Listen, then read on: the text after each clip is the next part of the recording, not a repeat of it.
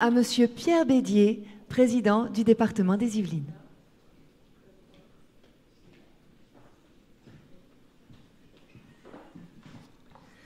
Monsieur le préfet, cher Frédéric, Madame la sénatrice, jeune ancien ministre, et Monsieur le sénateur, Madame la présidente de région et présidente de l'établissement public d'aménagement du plateau de Saclay, et à ce titre, je remercie aussi l'ensemble de vos collaborateurs, Mesdames et Messieurs les conseillers départementaux. Alors pour vous, je vais avoir un petit mot particulier, puisque c'est quand même vous qui m'avez fait confiance, pas simplement en m'élisant, mais c'est surtout en me faisant confiance en votant le budget substantiel, ça a été dit, de cette opération qui ne rentrait pas dans les missions traditionnelles d'un département, mais vous avez su comprendre l'importance que ça avait pour le département, mais j'y reviendrai tout à l'heure, et donc je veux à cette occasion, en vous saluant, vous dire toute ma reconnaissance.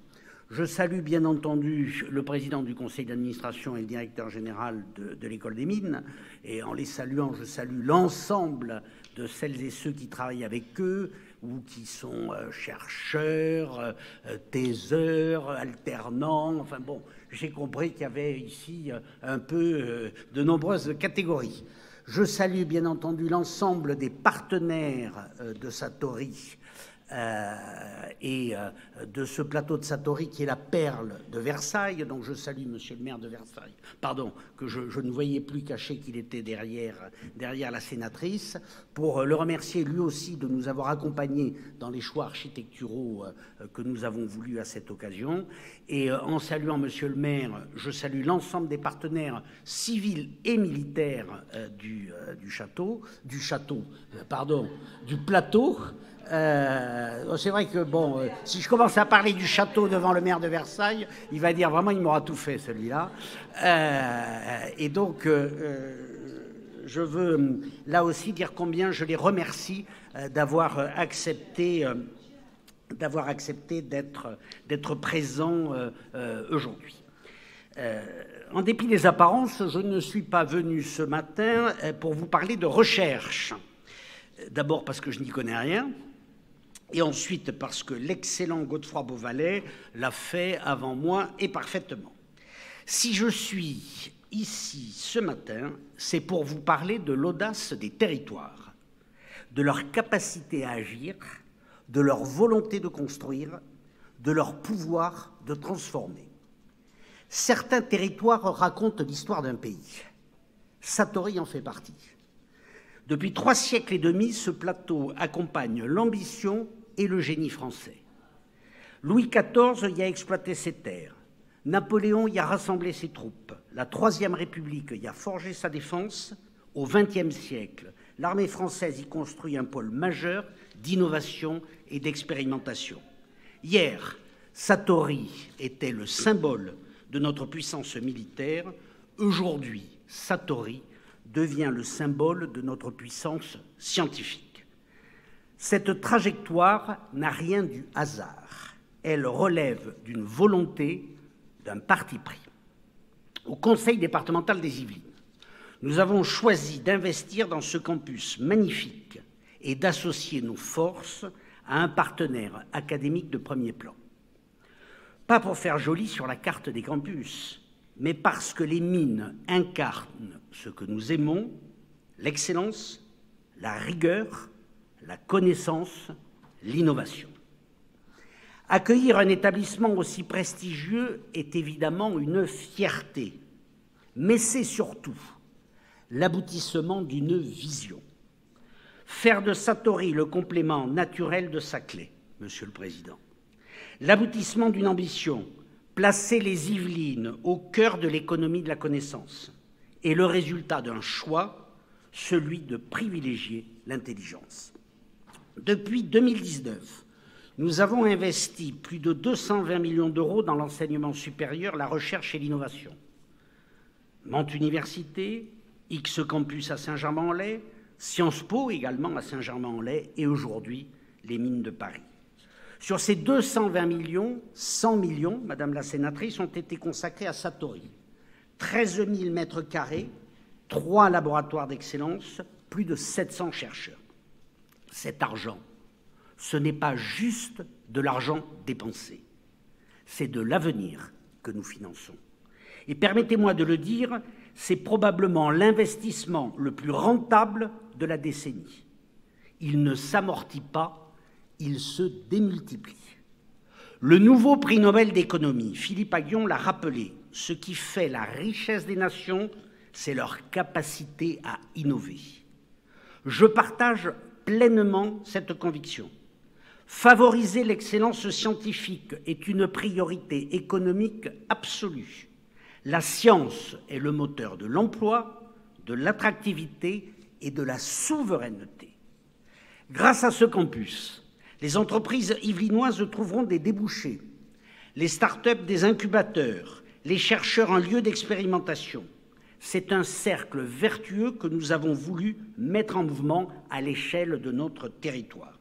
D'ailleurs, la France a besoin de territoires en mouvement, des territoires faiseurs, des territoires capables d'agir, d'investir, d'innover. Le département des Yvelines n'a pas attendu la future ex-réforme territoriale pour le prouver. Depuis des années, nous engageons nos équipes et nos moyens dans des projets qui ne relèvent pas, Monsieur le Préfet, a priori, de nos compétences. Et nous ne demandons la permission à personne. Simplement, nous prenons l'initiative avec pour seule boussole l'intérêt de notre territoire et de ses habitants. Et, entre nous, si certains trouvent cela trop audacieux, qu'ils essaient donc la passivité, elle coûte beaucoup plus cher. Pour moi, cet intérêt général est la seule compétence qui compte. Notre conviction est simple. Chaque territoire peut devenir un laboratoire de la République à condition qu'on lui en donne les moyens. Mais soyons francs, cette efficacité, elle est de plus en plus menacée. Nos départements traversent une crise budgétaire sans précédent. Nos besoins augmentent et nos recettes s'effondrent. Non pas parce que nous serions de piètres gestionnaires, mais parce que nos assiettes fiscales sont totalement déconnectées de la réalité.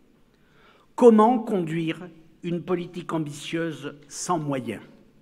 Comme l'a dit Jean-Louis Borloo, on ne décentralise pas avec des discours, mais avec des moyens. Il a raison. La décentralisation sans finance, c'est du vent. L'État demande aux territoires d'innover, mais il les finance comme des guichets. Il leur parle de confiance, mais leur impose la tutelle. Je le dis souvent, ce pays a un problème avec la liberté. Or, la liberté locale n'est pas un luxe, c'est la condition même de l'efficacité publique, et nous le démontrons ici. Je ne demande pas plus d'aide, je demande plus de liberté. L'inauguration de ce campus prouve qu'avec de l'audace, les territoires sont capables du meilleur. Quand on leur fait confiance, quand on les laisse agir, ils trouvent toujours le chemin du résultat. Les territoires peuvent changer le cours de notre histoire. Mais pour que cette histoire avance dans le bon sens, la raison doit rester notre boussole. Nous vivons une époque où l'émotion va plus vite que la réflexion, où les réseaux sociaux fabriquent des certitudes aussi rapides qu'éphémères, où les contre-vérités circulent plus vite que les démonstrations. La crise du Covid l'a montré. Notre rapport à la science est devenu ambivalent, méfiant, parfois hostile. Il est urgent de réhabiliter l'esprit critique et la rationalité scientifique, notamment auprès des jeunes. C'est pourquoi nous avons voulu que ce campus ne soit pas un sanctuaire, Monsieur le Directeur général, mais un lieu ouvert aux collégiens qui viendront y découvrir la démarche scientifique, ouvert aux étudiants, aux doctorants, aux jeunes ingénieurs, aux entrepreneurs. De la troisième à la thèse, nous tissons la chaîne des talents et fabriquons les citoyens éclairés de demain. J'aimerais conclure enfin avec cette citation plus que bien connue de Jean Bodin « Il n'est de richesse que d'hommes. Vu sous cet angle, nous sommes loin d'être pauvres ici à Versailles-Satory, monsieur le maire. Je veux maintenant remercier très chaleureusement les équipes de Mines Paris PSL qui ont cru en ce lieu et en ce projet. Je veux remercier aussi les chercheurs qui font vivre ce campus, les agents du département et en particulier le directeur général Alexandre Borotra. J'ai été beaucoup remercié, je remercie des remerciements, mais je dois dire qu'alors qu'il n'était pas encore directeur général, il est le premier à avoir osé venir m'exposer cette idée un peu loufoque, prenant le risque de mon mauvais caractère légendaire, et il a su me convaincre en quelques minutes, ce dont je le remercie et dont vous pouvez vous-même le remercier. Je remercie